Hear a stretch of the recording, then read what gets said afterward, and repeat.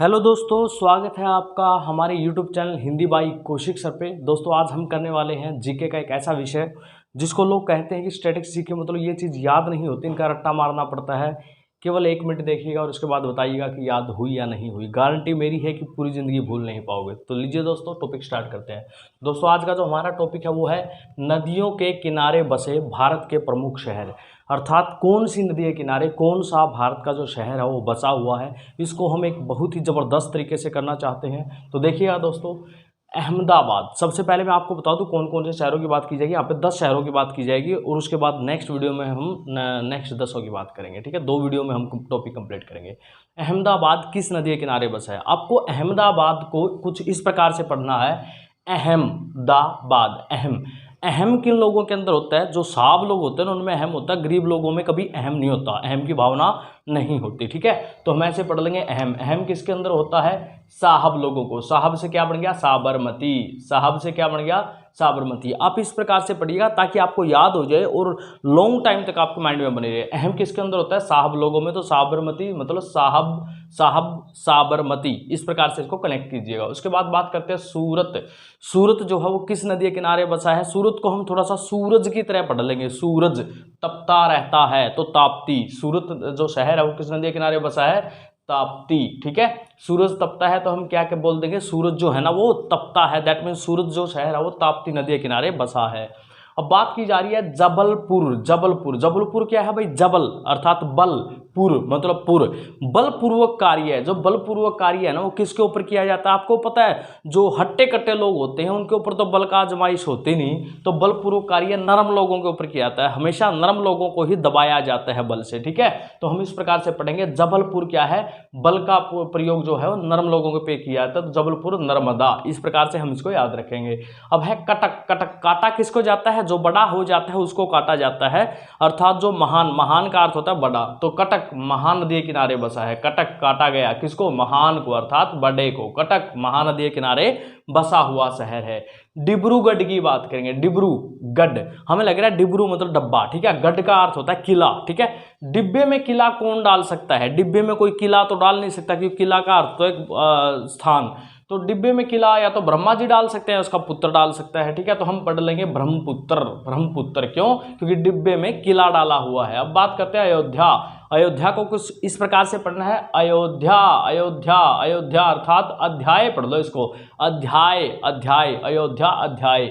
अयोध्या जो है अध्याय पढ़ेंगे तो हम कहेंगे सर। कौन पढ़ाता है अध्याय को? सर पढ़ाता है, अर्थात कोई टीचर पढ़ाता है। सर यू अध्याय पढ़ा दो, सर यू अध्याय पढ़ा दो। सर अर्थात टीचर, यू अर्थात यह है अध्याय पढ़ा दो, सर यू अध्याय पढ़ा दो, अर्थात अयोध्या सरयू नदी के किनारे बसा है। अब हरिद्वार का तो मेरे ख्याल सभी को पता है क्योंकि हरिद्वार से हम कावड़ लेने जाते हैं। सावन का महीना चल रहा है, भम बोले भम भम भम, तो गंगा नदी के किनारे बसा है।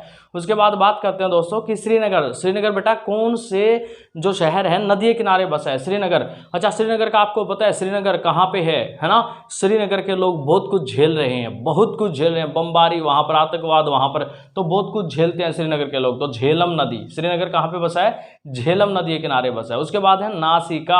हमें पता है हरियाणा के अंदर की अगर बात की जाए या लगभग जो हमारा इंडिया है वहाँ पे नासिका गुदवाई जाती है, अर्थात नाक के अंदर पिन डाली जाती है, तो नासिका गुदवाई जाती है। तो हम क्या कहेंगे? नासिका कहाँ पे बसा है? गुदवाई जाती है, अर्थात गोदावरी। नासिका गुदवाई गई, अर्थात नासिका गोदावरी। उसके बाद है कोटा शहर कहाँ पे है? आपने पढ़ा होगा कोटा शहर के बारे में बहुत कुछ। अब नदी देख लीजिए कौन सी नदी किनारे है। कोटा को हम पढ़ लेंगे कोट किस चीज का बनता है? कंबल का। किस चीज का? कंबल का। कंबल से हम क्या मानेंगे? चंबल। कोटा चंबल, अर्थात कोट किसका बनता है? चंबल का।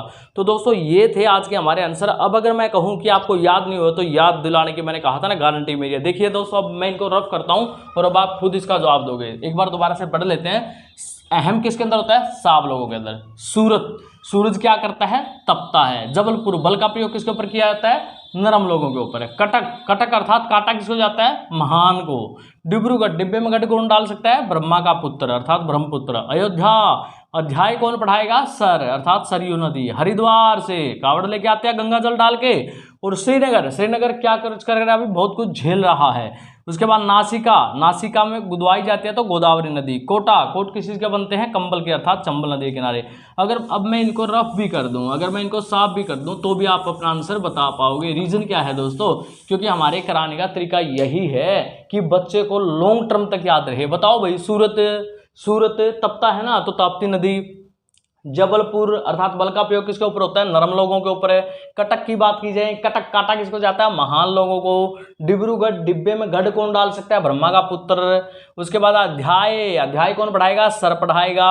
हरिद्वार कहाँ पे है भाई, गंगा नदी के किनारे है। श्रीनगर कहाँ पे है, श्रीनगर बहुत कुछ झेल रहा है तो झेलम नदी के किनारे है। नासिका गुदवाई जाती है तो गोदावरी। कोट किसका बनता है, कोटा शहर, कोट किसका बनता है, कंबल का, तो चंबल नदी। ये था दोस्तों आज का हमारा विषय। अगर आपको पसंद आए तो इसको लाइक जरूर कीजिएगा, शेयर जरूर कीजिएगा। अगर आपने लाइक और शेयर का धुम्मा उठा दिया ना, तो नेक्स्ट वीडियो आपकी आज ही या कल ही आपके सामने डाल दी जाएगी और प्रत्येक विषय जीके के इसी प्रकार से करवाए जाएंगे। ओके दोस्तों, बेस्ट ऑफ लक।